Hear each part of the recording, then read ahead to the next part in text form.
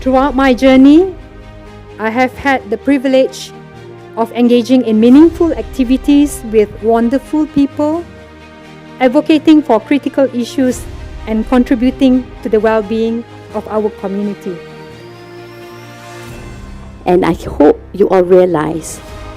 that when she talked about the role of healthcare providers in addressing family violence, she means not just the family medicine physician, she means all of us, because we are all part of providing healthcare.